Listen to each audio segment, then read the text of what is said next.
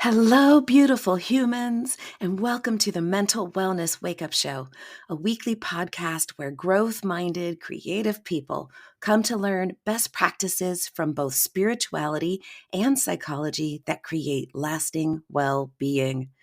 I am your host, mental wellness expert, improvised acting teacher, therapist, and coach, Dawn McMillan. Let's get to it. Beloved humans, thank you so much for being here. To my returning listeners, mwah, big kiss and hug. Thank you for coming back to spend time with me. I honor you and I cherish you. And to my new listeners, welcome. Welcome. I'm so excited to see how our community is growing across the planet. It's a delight and an honor and a pleasure that you would even stop by. So thank you for stopping by. Stick around. I aim to be of service, and I really appreciate you and your presence in my life.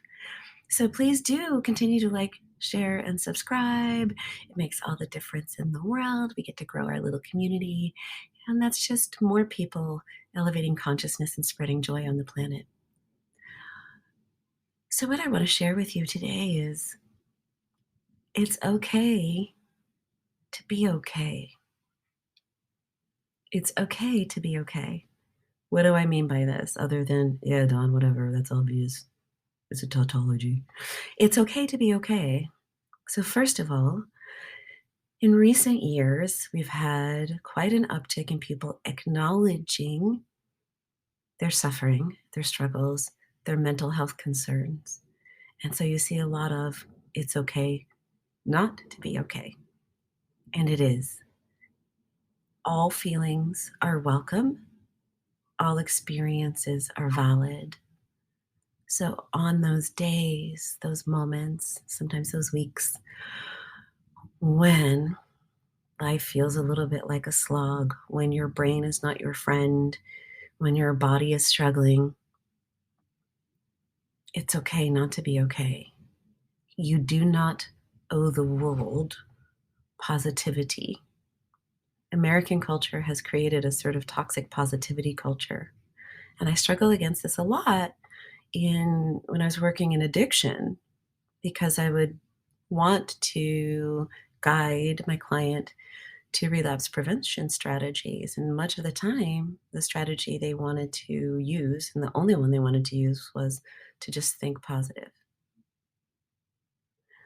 So, not only do we think that we should think positive and we have to think positive, we've come to believe that we owe other people positivity, excitement, and cheerfulness at all times.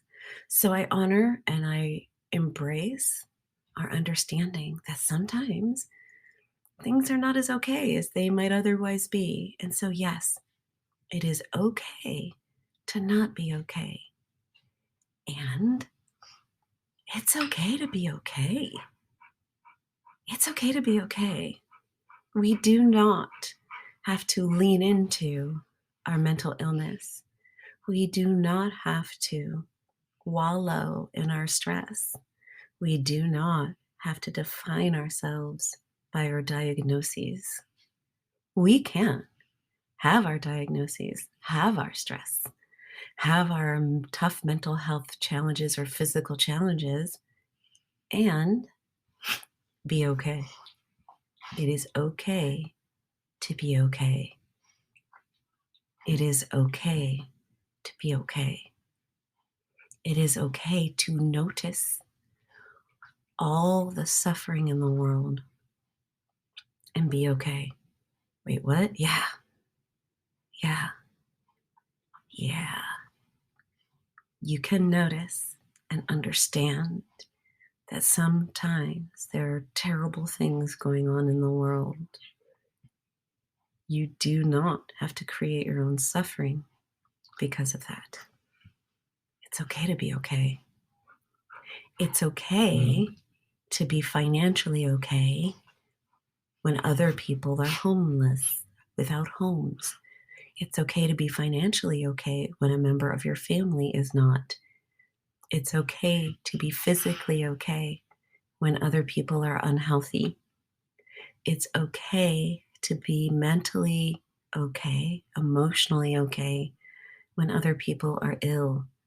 It is okay to be okay.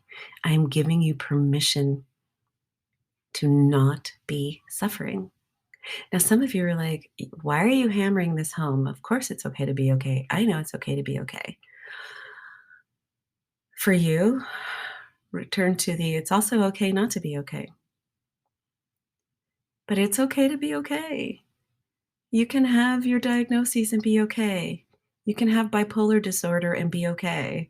You can be on the autism spectrum and be okay. You can have ADHD and be okay. You can have cancer and be okay.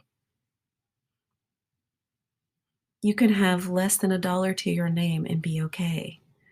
You are not required to suffer. In Buddhism, the analogy is pain is like an arrow. You get shot with an arrow, you experience pain. What we like to do is shoot ourselves with the second arrow and have suffering about our pain. We like to judge ourselves and other people. We like to resist the present moment and be like, oh, this is happening and I hate it. There's another choice. This is happening. That's it. This is happening and I accept it. This is happening and I acknowledge it. And what's beautiful about this is happening, end of story, or this is happening, I accept and acknowledge it, is that if we're talking about suffering of other people, you are so much more effective in your wellness than you are in your own suffering. Have you ever been in a bad spot and someone comes along and they call themselves comforting you, but they get so upset that then you feel like you have to start comforting them? Have you ever had that? I've seen that in grief, right? The family members will be really struggling because they've lost someone, and the coworker will come and they'll be so devastated that the family members are comforting them. We are so much more effective in our well-being than we are in our suffering and our woe. So if there's some part of you that feels wrong about being okay when someone else is not, it's like, it's the oxygen mask thing, really. If you're on an airplane and the plane is going down and you're busy running around putting on everyone else's oxygen mask, you're gonna start to lose consciousness and be very bad at it. You take a moment to put on your own oxygen mask, and there you are, super effective. It's okay to be okay, even if no one else you know is. It's okay to be okay, part whatever, 2, 3, 9, 11. It's okay to be only okay. You don't have to be exceptional. You don't have to be the best. You don't have to be thrilled. You don't have to be happy. You don't have to be woohoo enthusiastic. You don't have to be cheerful. You can just be okay. You can be content. You can be fine. We live in a culture, the toxic positivity culture, where you're supposed to be positive all the time. And the opposite of that is to liberate yourself from toxic positivity by being miserable a lot. What about that golden mean, as Aristotle would say? What about balance? What about the middle path? You don't have to be running, swinging through the branches. I don't know what the analogy was going to be. Jumping up and down on couches, excited and joyful all the time in order to be a good person or to have a good life. Nor do you have to be walling around in a pit to show that you understand other people's suffering. You can be okay. You can be fine. You can be content. And I ask this of you. If you strung together a series of moments that were like, okay, would that be okay? Part of the reason we suffer so much in this culture is because we're so addicted to the extreme of excitement. We want that dopamine hit. We want to be thrilled. We want to be happy. We want to be excited. We want to be over the moon that we lose sight of. This is good. This is cool. I'm content. You know? When I was on my walk today, when I let go of problem solving and just allowed myself to be in the present moment, I'm like, this is good. I wasn't ecstatic. I wasn't miserable. I was like, yeah, this is good. This is fine. I'm okay. This is lovely. This is nice. So I invite you to be okay. You can be content. You can be at peace. You can be in the middle. Not overly thrilled, not overly terrible. You can be fine.